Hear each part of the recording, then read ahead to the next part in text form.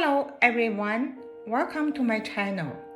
I will dive into the fascinating world of the Uffizi Gallery, one of the most renowned art museums in the world, located in the heart of Florence, Italy.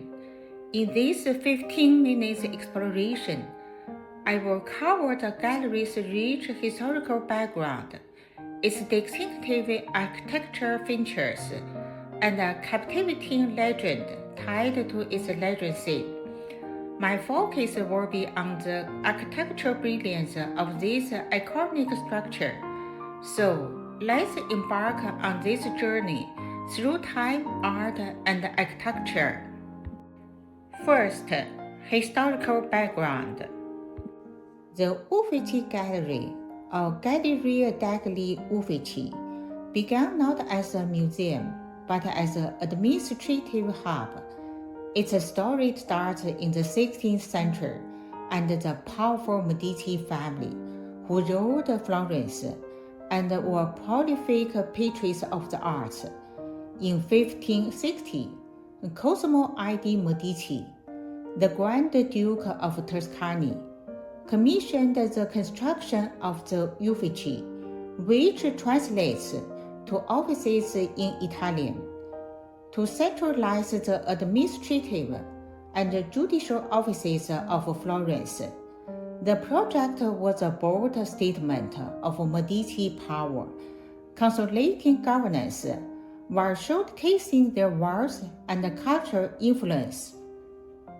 The architect tasked with its ambitious project was Giorgio Vasari, a renowned artist, architect, and historian, best known for his Living of the Artists. Construction began in 1560 and continued until Vasari's death in 1574, with further contributions by architect Alfonso Barigi and Bernardo Baccaglietti. By 1581, the building was largely complete, though its transformation into a museum came later. Initially, the Uffizi housed magistrates, guilds, and administrative offices. However, the Medici family, avid art collectors, began using the upper floors to display their growing collection of paintings, sculptures, and treasures. By 1584, Francisco I. Medici established the famous tribunal, an octagonal room to showcase the family's most prized artworks.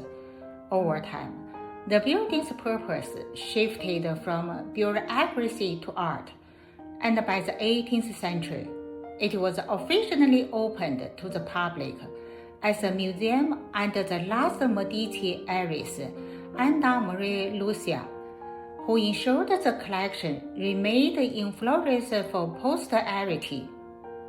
Today, the Uffizi is celebrated for its unparalleled collection of Renaissance art, including masterpieces by Botticelli, Michelangelo, Leonardo da Vinci, and Raphael. Its historical significance lies not only in its art, but also in its role as a symbol of Medici ambition and Florence's cultural dominance. Second, agricultural features. Now, let's focus on the agricultural brilliance of the Uffizi, a masterpiece of Renaissance design that reflects both functionality and aesthetic innovation. The building's form, structure, and urban integration made it a standout example of 16th century architecture. Now, I will present the agricultural features in 4 sections. 1. Architectural form and layout. The Uffizi's design is characterized by its distinctive U-shaped plan, a bold and innovative choice by Giorgio Vasari. The structure consists of two long parallel wings connected at one end by a shorter transversion section, forming a courtyard known as the Piazza degli Uffizi. This U-shape opens toward the Arno River, creating a dramatic perspective that draws the eye outward and integrates the building with the Florence urban fabric. The courtyard, or loggia, is a defining feature. It's a narrow, elongated space flanked by the two wings, which are 3 stories high. The ground floor features a series of arches supported by columns, creating a covered walkway that evokes the classical Roman arcade. This loggia serves both practical and aesthetic purpose. It provides shelter and unifies the building's facade, while creating a sense of grandeur and accessibility. The Uffizi's form is a masterful blend of symmetry and proportion, hallmarks of Renaissance architecture. Vasari drew inspiration from classical Rome and Greece architecture, but he adopted these influences to suit the practical needs of a modern administrative complex. The U-shape not only organizes the space efficiently, but also creates a theatrical urban stage, framing views of the Palazzo Vecchio and the Arno River. 2. Structural features. The Uffizi is constructed primarily of a pietra forte, a local sandstone that gives the building its warm golden hue. The facade is articulated with a rhythmic pattern of columns, pilasters, and arches. The ground floor features Doric columns, which convey strength and stability, while the upper floors use more refined pilasters, adding elegance and verticality. One of the most striking structural elements is the Saliana, a triple-arched window inspired by Venetian architect Sebastiano Serlo. This motif appears in the transport section facing the Arno, where a large central arch is flanked by two small rectangular openings, creating a harmonious balance. The Saliana reflects Vasari's ability to blend classical motifs with innovative design, enhancing the building's visual impact. The upper floors, originally designed for offices and later for art displays, feature large windows that flood the interior with natural light, a critical consideration for showcasing paintings. The galleries are spacious and linear, with higher ceilings that accommodate large-scale artworks. The tribuna, the octagonal room mentioned earlier, is a structural gem. Its dome and intricate geometric design creates an intimate yet grandiose space, perfect for displaying the Medici's treasures. 3. Urban integration and innovation. Vasari's design is remarkable for its integration with Florence's urban landscape. The Uffizi is strategically positioned between the Palazzo Vecchio, the seat of Florentine government, and the Arno River, creating a seamless connection between civic power and national beauty. The Credo Vasariano, a raised passageway connecting the Uffizi to the Pitti Palace across the river, is a testament to Vasari's ingenuity. This corridor, built in 1565, allowed the Medici to move secretly between their residences and offices, while offering elevated views of the city. The Uffizi's facade also demonstrates Vasari's mystery of manner air, or mannerism, a style that bridges Renaissance, Classicism, and Baroque dynamism. The building's clean lines and classical elements are refused with subtle exaggerations, such as elongated proportions and decorative flourishes that give it a distinctive character. 4. Architectural significance.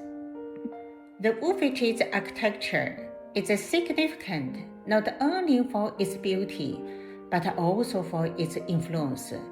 It set a precedent for later public buildings and museums, combining administrative function with cultural display. Its U-shaped plan inspired other European palaces and galleries, and its use of classical motifs helped define the Renaissance agricultural vocabulary. Third, a legendary story. Bring the Uffizi's history to life. Let's explore a legendary tale tied to the Corridor Vasariano, the elevated passageway I mentioned earlier. This story, rooted in historical events, adds a layer of intrigue to the Uffizi's legacy. In 1565, Cosimo I. Medici ordered the construction of the Vasari corridor to connect the Uffizi with the Pitti Palace, the Medici's new residence across the Arno. The corridor was built in just 5 months for the wedding of Cosimo's son, Francisco, to Juliana of Austria. The legend centers on the coastal passage over the Palazzo Vecchio, Florence's iconic bridge linked with shoppers. At the time, the Palazzo Vecchio was home to butchers, whose shoppers filled the air with less than pleasant odors. According to the tale, the Medici family, particularly Cosimo's wife, Eleanor of Toledo, found the smell intolerable as they traversed the corridor. Cosimo, Edward's decisive ruler, reportedly ordered the butchers to vacate the bridge and replace them with goldsmiths and jewelers, which shoppers were deemed more fitting for the Medici's refined taste. This transformation not only elevated the bridge's status, but also gave rise to the Palazzo Vecchio's modern identity as a hub for luxury goods. Now, I'm approaching to the end. Conclusion. The Uffizi's gallery is more than a museum. It's a testament to Florence's Renaissance spirit, Medici ambition, and agricultural innovation. From its origins as an administrative complex to its status as a global art treasure, the Uffizi's U-shaped design, classical motifs, and urban integration made it a masterpiece of Renaissance architecture. The legend of the Palazzo Vecchio's transformation adds a touch of human drama to its story, reminding us of the Medici's far-reaching influence. Whether you are marveling at Botticelli's Birth of Venus or admiring the rhythmic arches of Vasari's Londra, the Uffizi invites you to step into a world where art, history, and architecture coverage. If you visit, take a moment to appreciate the building itself, an enduring work of art that has shaped Florence's cultural legacy for centuries. Thank you for joining me on this journey through the Uffizi Gallery. I hope you are inspired to explore its halls, either in person or through its timeless stories.